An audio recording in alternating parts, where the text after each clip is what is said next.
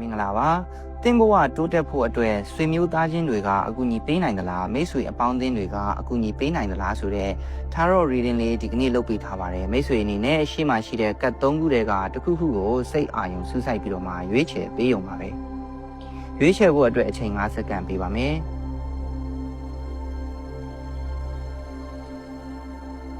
ပထမဦးဆုံးကတ်ကိုရွေးချယ်ခဲ့တဲ့သူအတွက်ဖတ်ပြပေးပါမယ်ဒီကတ်ကကြတော့တီလက်ရှင်ဂိုင်းကျုပ်ဆိုတဲ့ကတ်ဖြစ်ပါတယ်ဒီကတ်ရဲ့အတိတ်ဘယ်ကဘယ်သူမှအားကိုးစရာမလိုဘူးဆိုတဲ့အတိတ်ဘယ်ပါမိမိရဲ့ကိုယ်ပိုင်အလိုလိုသိစိတ်နဲ့ဉာဏ်ပညာကိုသာအားကိုးရမယ်လို့ဆိုလိုပါတယ်ဒီကတ်ကိုရွေးချယ်ခဲ့တဲ့သူတွေအနေနဲ့ဘဝတိုးတက်ဖို့ဆိုရင်ဆွေမျိုးကိုလည်းအားကိုးစရာမလိုသလိုမိတ်ဆွေအပေါင်းအသင်းကိုလည်းအားကိုးစရာမလိုပါဘူးတင်းစိတ်ထဲကလာတဲ့အသိဉာဏ်ဆုံးဖြတ်ချက်နဲ့ကိုယ်ပိုင်လျှို့ဝှက်ချက်တွေကသာတင့်ကိုလမ်းမှန်စီခေါ်ဆောင်ပေးသွားမှာဖြစ်ပါတယ်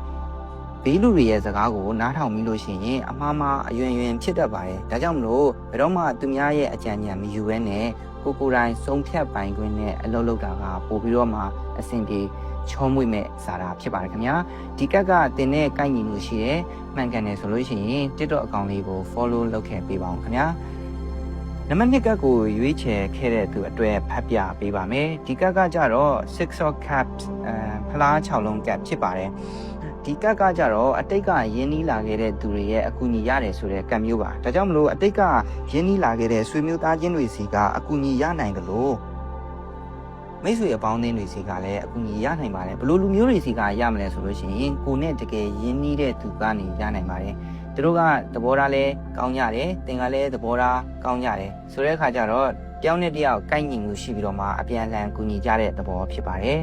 ဒါကြောင့်မလို့တင်ဟာတကယ်ကိုမှကံကောင်းတဲ့ဇာတာရှင်လို့ပြောလို့ရနိုင်ပါတယ်ဒီကတ်ကိုရွေးချယ်ခဲ့တဲ့သူအနေနဲ့လည်းမှန်ကန်မှုရှိတယ်ဆိုလို့ရှိရင် TikTok အကောင့်လေးကို follow လုပ်ခဲ့ပေးပါဦးခင်ဗျာတတိယကတ်ကိုရွေးချယ်ခဲ့တဲ့သူအတွက်ဖတ်ပြပေးပါမယ်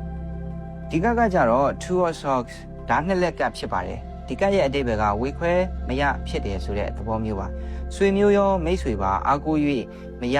ဖြစ်နေတဲ့သဘောမျိုးပါပစ္စည်းမိတ်ပြီးတော့မှအလုံးလုံးနေရမယ့်အချိန်မျိုးပါဒီကတ်ရဲ့အတိတ်ဘက်ကတော့ဒါနှစ်လက်ကိုကင်ထားတဲ့ပုံဖြစ်ပြီးတော့မှမျက်စိကိုပိတ်ထားပါတယ်ဆွေမျိုးကိုအားကိုးရမလားမိတ်ဆွေကိုအားကိုးရမလားဝေခွဲမရဖြစ်နေတဲ့သဘောမျိုးပါအဖြေကတော့ဘယ်သူ့ကိုမှအားကိုးလို့မရပါဘူးဘေးပတ်ဝန်းကျင်ကိုမျောလင်းချက်ဖြတ်တောက်ထားပြီးတော့မှမိမိရဲ့ရှိမှရှိနေတဲ့အလုပ်ဒါမှမဟုတ်ပြဿနာကိုပဲတဲ့တဲ့ရင်ဆိုင်ပြီးတော့မှကိုယ်တိုင်ပြက်ပြက်သားသားဆုံးဖြတ်ရမယ်ဆိုတာဖြစ်ပါတယ်ခင်ဗျာတဲ့အနေနဲ့ကိုက်ညီမှုရှိတယ်ဆိုလို့ရှိရင် TikTok အကောင့်လေးကို follow လုပ်ခဲ့ပေးပါဦးနောက်ထပ်ဗီဒီယိုတွေမှာပြန်လည်ဆုံတွေ့ပါမယ်ခင်ဗျာ